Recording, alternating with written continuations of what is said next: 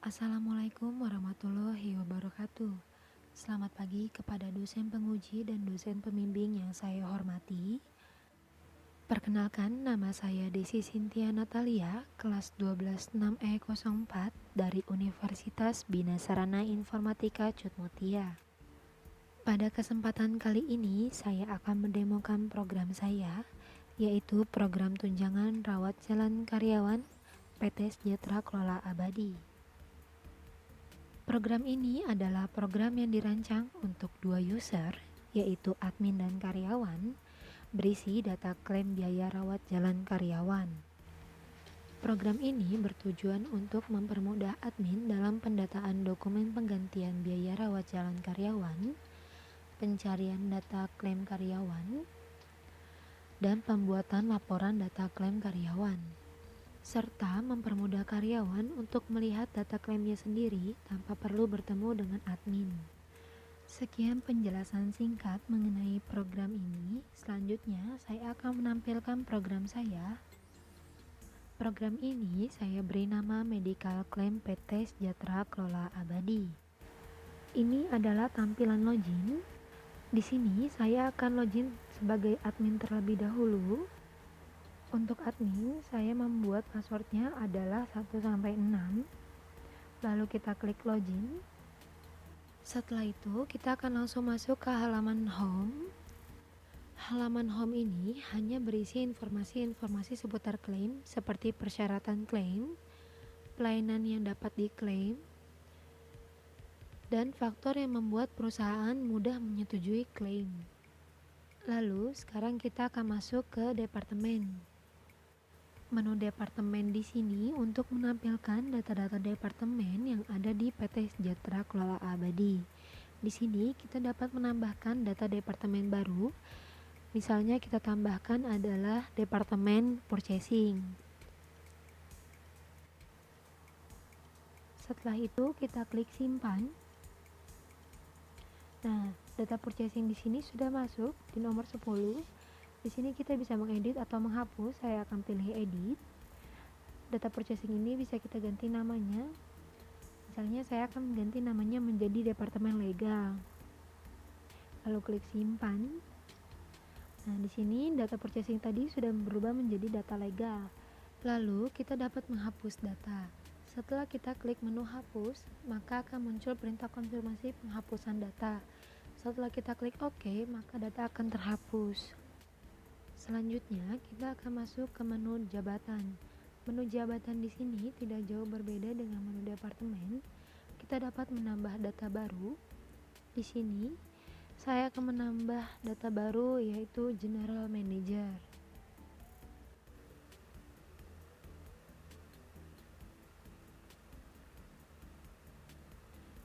Setelah itu kita klik simpan. Nah, data General Manager di sini sudah terdaftar. Kita bisa edit ataupun hapus. Di sini saya akan mengganti General Manager itu menjadi GM. Lalu saya simpan. Nah, di sini untuk General Manager sudah berubah menjadi GM.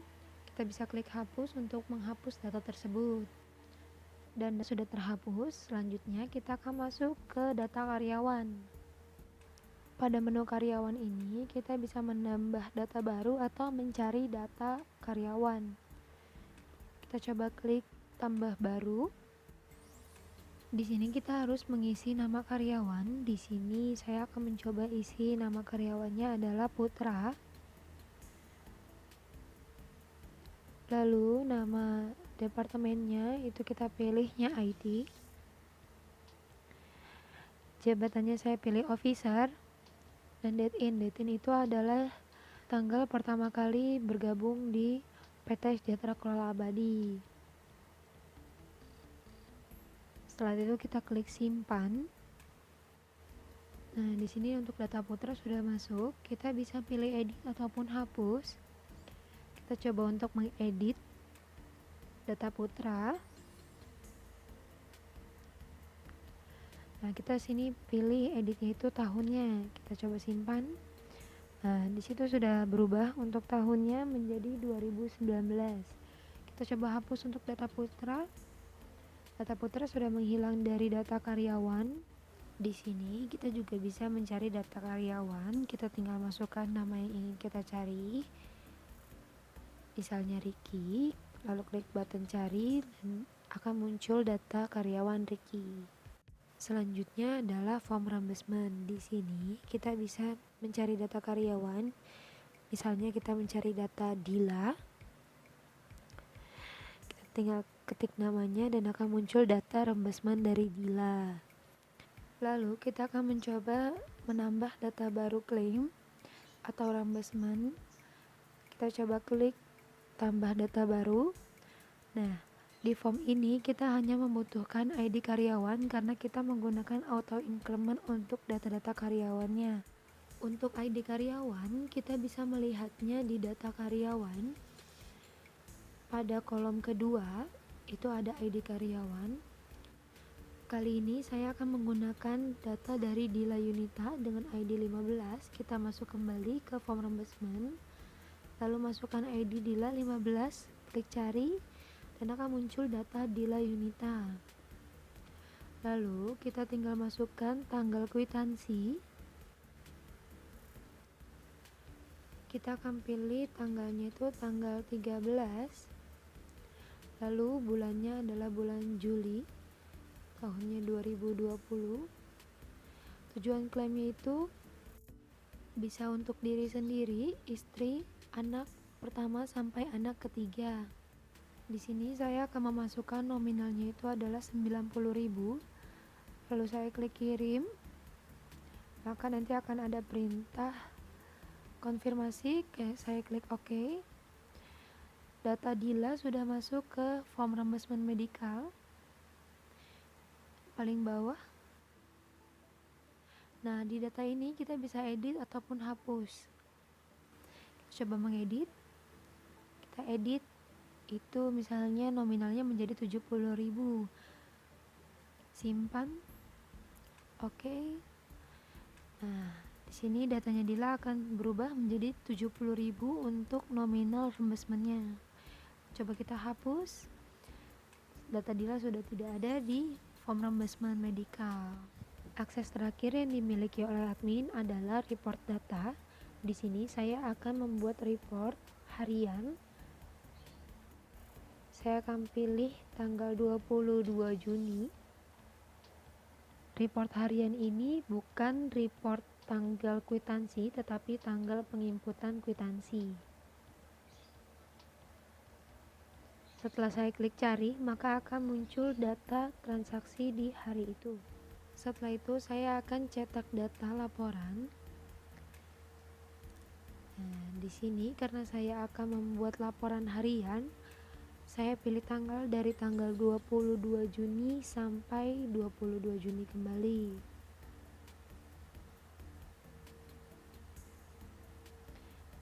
Saya cari, maka otomatis akan langsung muncul seperti ini tampilannya. Ini tinggal kita save. Maka data laporan akan otomatis tersimpan di komputer. Lalu selanjutnya kita akan logout. Kita akan login sebagai karyawan.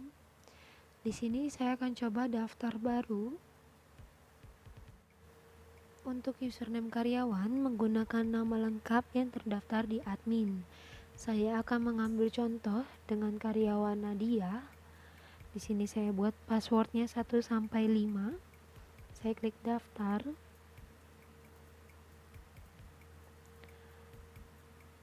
Oke. Pendaftaran sukses, silakan login. Lalu saya akan login. Nadia 1 sampai 5 login. Nah, di sini sudah masuk. Selamat datang karyawan. Halaman home karyawan ini sama seperti yang ada di admin. Halaman home ini hanya berisi informasi-informasi seputar klaim. Selanjutnya kita akan masuk ke data klaim. Data klaim di sini akan menampilkan data plafon karyawan dan data klaim karyawan atau data reimbursement karyawan. Di sini saya akan mencoba untuk mencetak data klaim. Saya klik. Nah, akan muncul halaman seperti ini. Kita tinggal save dan hasil cetaknya akan tersimpan di komputer. Halaman karyawan ini memang hanya bertujuan untuk menampilkan data klaim karyawan tersebut. Sekian penjelasan dari demo program saya. Terima kasih kepada dosen penguji dan dosen pembimbing. Wassalamualaikum warahmatullahi wabarakatuh.